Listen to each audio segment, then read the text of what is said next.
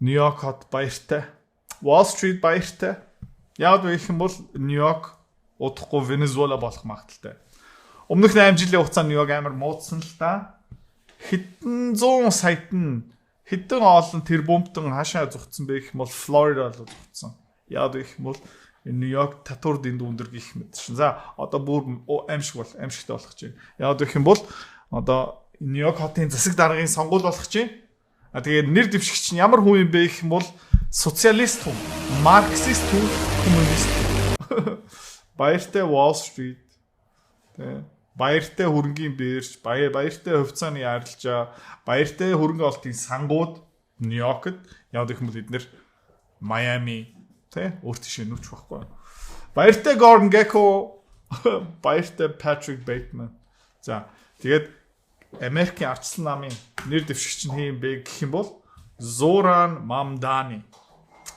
Коммунист, социалист, LGBT мэдээж, gender queer мэдээж, defund the police мэдээж, Black Lives Matter мэдээж, тэгээд баг George Floyd тийм шивэстэй байх. За гэхдээ Zoran Mamdani ямар төрлийн хүн юм бэ гэх юм бол хэдүүлээ сурчлагаас нь зүгээр харцгаая. Grocery prices are out of control. Хүнсний бараа арай утгалтж. The cost of eggs and milk has skyrocketed. Some stores are even using dynamic pricing, jacking up the cost over the course of a day depending on what they can get away with. Dynamic pricing гэж юм. Өндөрний үн, цүүний үн, махны үн тэнгэр рүү явж гин. Тэгээ энэ юуны буруу юм бэ гэх юм бол улс төрчийн буруу ерөөсөө биш ээ. Өндөр татварын дарамтын буруу юм ерөөсөө биш ээ. Эрэлт нийлүүлэлт ерөөсөө биш ээ. Тэ мөнгөний инфляц одоо засгийн газар мөнгө хөвлөж байгаа нь ерөөсөө биш ээ. Хэний буруу юм бэ? Хэний буруу юм бэ? Хүнсний дэлгүүрийн буруу. It doesn't need to be this way. I'm Zoran Mamdani, and as mayor, I will create a network of city-owned grocery stores. Okay, төрийн өмчт хүнсний дэлгүүр ажиллуулна гинэ. Okay. За. Монголчуудаа төрийн өмчт компаниуд нь хэр ашигтай ажилладаг юм бэ? Хэр сайн ажилладаг юм бэ? 5 толгой төлж 800 тэрбумын алдагтай байлоо. Сайн мэдэхгүй байна. Эрдэнэ дуурхаа тайлангаа ерөөсө биднэрт тайлганд уу. 5 толгой ашигтай ажиллаж байгаа юм уу? Бөөм. За яа. За.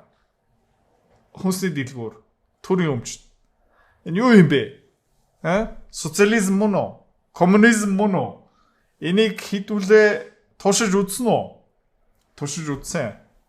Явсан уу? Яваагүй. It's like a public option for produce. We will redirect city funds from corporate supermarkets to city-owned grocery stores whose mission is lower prices. Yeah. Хүмүүстэн гайхалтай ажиллах хаа. Тэ. Ашиг сонирхол нь шингээгүй учраас тэ үйлчлэгчтэй сэтгэл хангалуун байх ёсгүй. За төсөөлөө үзчих заяа тэр нөгөө төрийн нэг үйлчлэг аваад үзсэн үү таад? Тэнд ямар хүмүүс кассан дээр суух вэ? Тэ? Хаалга онгоох уу? Цэвэрлэгч нь ямар байх вэ? Тэ баахан шахааны хүмүүс нь орж ирнэ, тэ? Not price gouging. These stores will operate without a profit motive or having to pay property taxes or rent. Okay. Бас property tax одоо үйл хөдлөлийн юу төлөх ёсгүй юм байна, түрээс төлөх ёсгүй юм байна. Тэгээ энэ юу болох юм бэ гэх юм бол хувийн хөвшилтэй өрсөлдөөн дээр амар давуу талтай болж байгаа зү тэ. Нэг дэлгүүр татвар төлнө, нөгөөх нь төлөхгүй, нэг дэлгүүр түрээс төлнө, нөгөөх нь төлөхгүй. Яа. Pass on those savings to you. Тэгээд мөнгө хэмнэлт нь чам дээр ирнэ гинэ. Okay. Монголчууд хэдүүлээ нэг туршиж үзсэн. Тэ. Маш сайн туршиж үзсэн. Энийг санаж байна уу? Карти барааны юу вэ? За, тэ? Энэ юу юм бэ гэх юм бол 1991 оны 2 сарын 29 гинэ. Тэ? 3 дугаар сард Улаанбаатар хотын хүн ам картаар олгох хүнсний барааны хуваар гарлаа. Woo guys. Нэг хүнд. Дээд 1 дугаар гурил 1.8 кг. Окей. За, энэ 30-аар хувач тэ. 1800 грамм. Я. 30-аар хувач. God damn, өдрийн 60 грамм 1 дугаар гурил. За, 2 дугаар гурил 2.2 кг. 30-аар хувач. Өдрийн 60 нэмхэн 73 грамм. өдрийн 133 грамм гинэ. What the fuck амар юм ба штэ. Бүр ингээд гөлөгчмаар ах юм чадлаа штэ. За, мах 2.7 кг. Окей, 2.7 кг. Хаваахан гооч. Өдрийн 90 грамм мах. Вау. Амар лаж бүр тансаг гусч байна. За, элсэн чихэр 200 грамм. Нэг өрхөд шүдэнс 10 хайрцаг. Нэг нэг ширхэглаа. Тэр шүдэнсээр тэгээ яах юм бэ? 10 хайрцаг шүдэнс нэг лаа. I don't get it. Арх 2 шид. Окей, энэгээр 8 хийдэг байсан. Ятан нэг хайрцаг. Окей, тус. Тэгээ доор нь иш янзын дулам. Тэгээ картын барааны үе энэ штэ. Картууд харж байна уу? Нэг карт. Тэгээд дэлгүүр нь ямар байсан бэ гэх юм бол энэ хоосон. Тэгэхээр талхны сонголт өстой супер байсан юм. Тэгээд өөр энийг туршуулсан улсууд зүүнэ байгаа. Венесуэла жишээлбэл энэ тий. Тэгээд нэг талтай Нью-Йоркт амьдарч байгаа хүмүүст бол энэ нэг муу мэдээ биш хаа тий. Энэ бол сайн мэдээ. Яг гэх юм бол Америкчууд юуны асуудалтай юм бэ гэх юм бол илүүдэл жингийн асуудалтай тийм ээ. За тэгээд картын бараа төрийн өмчт хүнс мүнсний үйлдвэрлэл лөө бүр ороод эхэлчих юм бол юу болох юм бэ гэх юм бол Америкчууд ашгүйтэй турж эхэлнэ. Яагаад вэ гэх юм бол барааны хомсдол орчноо. За тэгээ энэ Нью-Йоркийн хүмүүс бүр мэдрэл муутай явж байгаа. Яагаад гэх юм бол энэ дуракийг хэн сонгосон бэ гэх юм бол хаана ямар бүлэг юм бэ гэх юм бол мөнгөө хүмүүс нь за энэ социализм хууд юм байна гэд нөгөө өрсөлдөгчийн сонгосон байхгүй. Крис Cuomo-г сонгосон. Дунд зэргийн дунд давхрааны хүмүүс өндөр орлоготой хүмүүс бүр энэ дуракийг сонгосон. За энэ өндөр хүмүүс юу их юм бэ гэх юм бол татвар төлөөд алуулсан заяа. Сонир амар weird байгаа тийм. Хүмүүс ингээд дэндүү аз жаргалтай амьдрахаараа өөрийнхөө нийгмээ ингээд сүрүүлдэг гэж боддог. Окей.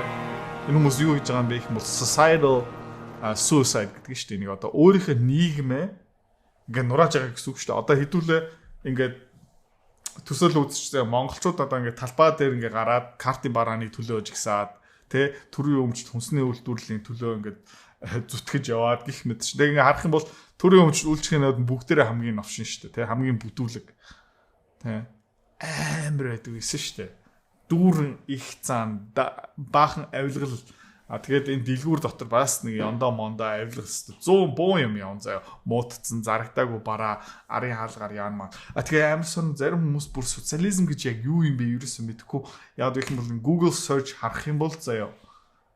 Yeah, check this out. Нью-Йорк хотын район хүмүүс гинт социализм гуглж байгаа байхгүй. За тэгээд энэ ямар төлөв юм бэ гэх юм бол Зуран Мамдани энэ хүн ерөөдөө засаг дарга байх ёстой юу үгүй юу гэх юм бол ганцхан нэг твит юм уу X постносоо ойлгож болно. За queer liberation means defund the police. Queer хүмүүс homosexual хүмүүс. Монголчууд гомо гэж нэрлэдэг тийм. Гомо хүмүүсийг чөлөөлнө гэдэг чинь цагдаагийн албан төсвийг тэ танна гэсэн. Эсвэл байхгүй бол. Окей.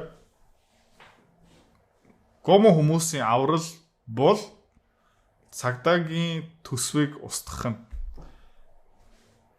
Энэ хоёрыг яаж хийж байгаа юм бол би эксперимент за тэгээ queer liberation би бас яг сайн яагаад гэх юм бол queer хүмүүс шорон дотор байхгүй байгаа шүү дээ. Хаана баривчлагдсан байгаа юм бол Нью-Йорк нэг газар ингээд хорцсон байдаг юм уу?